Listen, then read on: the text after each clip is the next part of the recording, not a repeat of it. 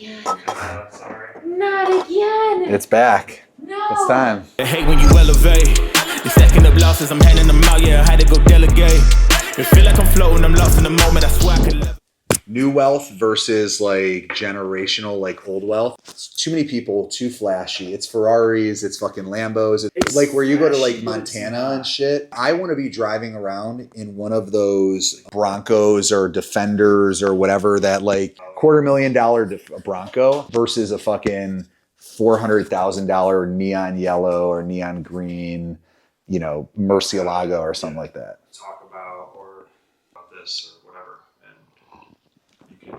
My name is Ryan Young. I have a real estate team, the Young Team. We are classified essentially by Real Trends as the #1 large real estate team in the state of Ohio. I think number 15 in the country. The Young Team has really afforded me the opportunity to build some other companies. I started a company called Fellow about 4 years ago now, and it's essentially software that's really built to power the real estate industry and the mortgage industry. And it's been really influenced by a lot of the things that we do on the Young Team. And kind of what goes on in my brain is things that we struggle with in our business with the Young Team. And how do we build technology, software that helps us solve those problems? And so it's cool because I kind of have a playground that I get to play in. I have this really big team of engineers and bright minds and these really, you know, forward-thinking people that build product and technology and automation around the problems that we're currently having day to day in my real estate business. That's really been foundationally how we've built Fellow, ultimately why so many agents and loan officers all around the country use the product.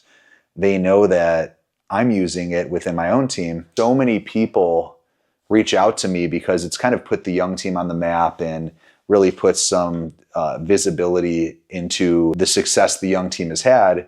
And a lot of people reach out to me and basically say, what is the Young Team doing? We want to follow or we want to emulate some of the Young Team's process or strategies. It really kind of inspired me to just talk a little bit about the way we've scaled the Young Team, why we've scaled the Young Team, and then ultimately how Fellow is listening to some of the problems that the Young Team has and how we build product and build strategy around those challenges to ultimately eliminate them.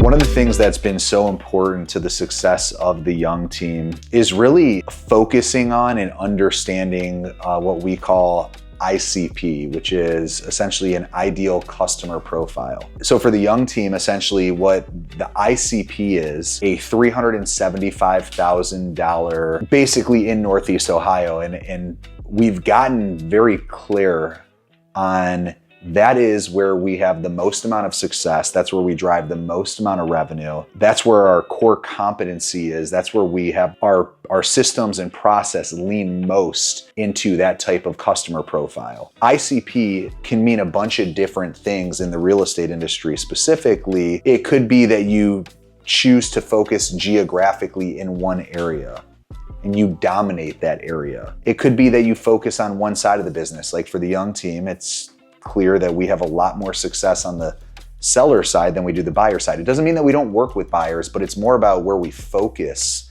our energy and attention. You know, there's this old saying, you know, a man who chases 2 rabbits catches none. If you had to essentially focus on catching one rabbit or solving one problem or being obsessed with one kind of customer, in dominating that one segment, what is it? It's been very helpful for us to identify who our ICP is, because we build a lot of our strategy around winning more of those type of customers. That's something that I think is really important that our industry misses out on. Sometimes we try to have this one-size-fits-all business. We try to dominate buyers and sellers and geographically work in all different kinds of areas. I know some of my friends who are in the industry, their ICP is investors, and they crush the investor business. They work with investors, they represent investors, and they're very comfortable with that being their core competency.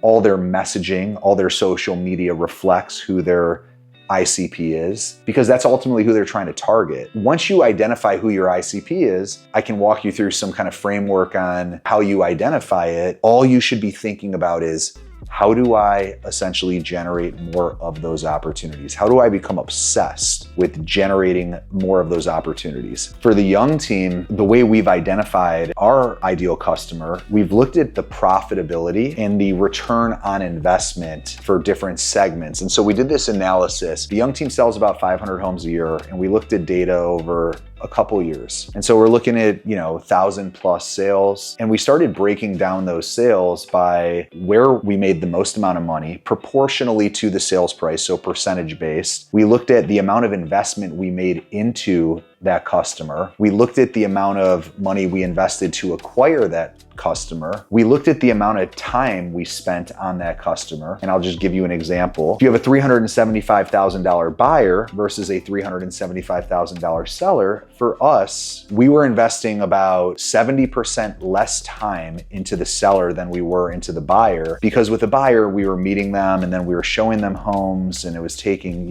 weeks, if not months, until they found the right home. And then we were preparing the offer, and then we were sitting inspections, and then we were doing final walkthroughs. With the seller, we just found that it was a very scaled, efficient process. We started to really identify all right, these sellers are more profitable for us proportionally. And when you look at it from a percentage standpoint, so higher margin, we're spending a lot less time on them, and there's no shortage of the amount of opportunities in our market. So we didn't have any limitations when you think of what is considered a total addressable market.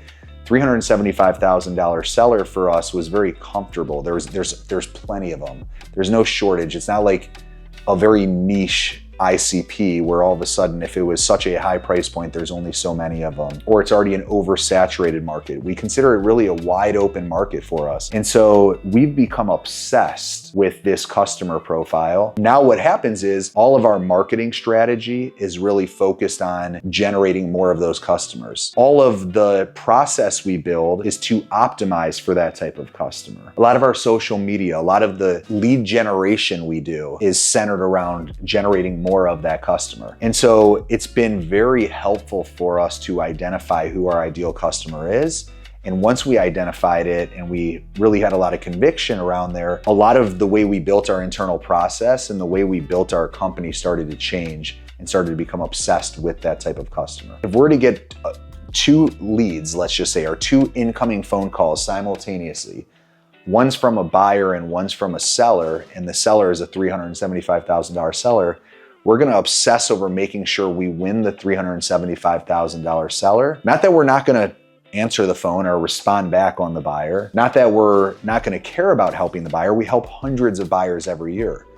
But if you had to choose one, if you had to prioritize one, if you had to catch one rabbit, we're going after that seller, because we know that's where we have the most amount of repeatable success. That's where we see the most amount of consistency in our business. It's where we see the most amount of margin.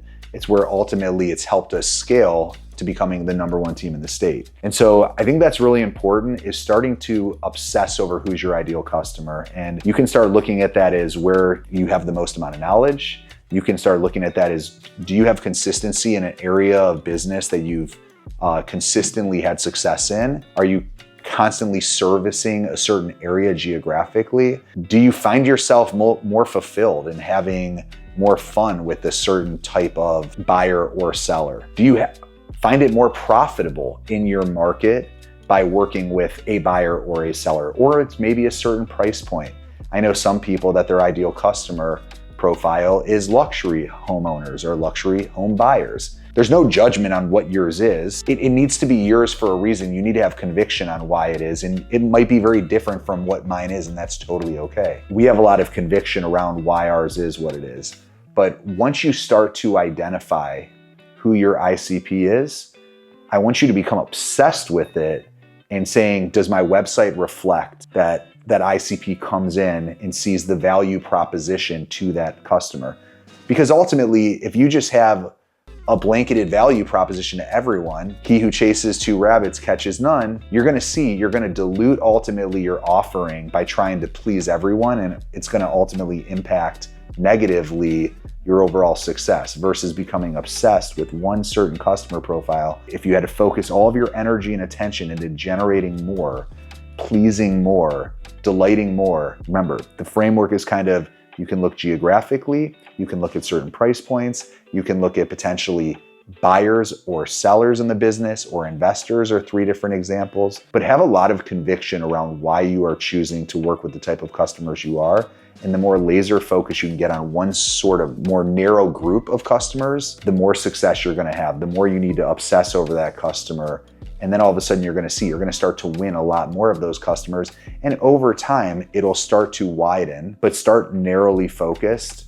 Create all your content around that customer, make sure the messaging on your website reflects that customer, making sure the journey of that customer is really nailed down. And you will see that's one of the things that we've had a lot of success with, is obsessing over our ICP.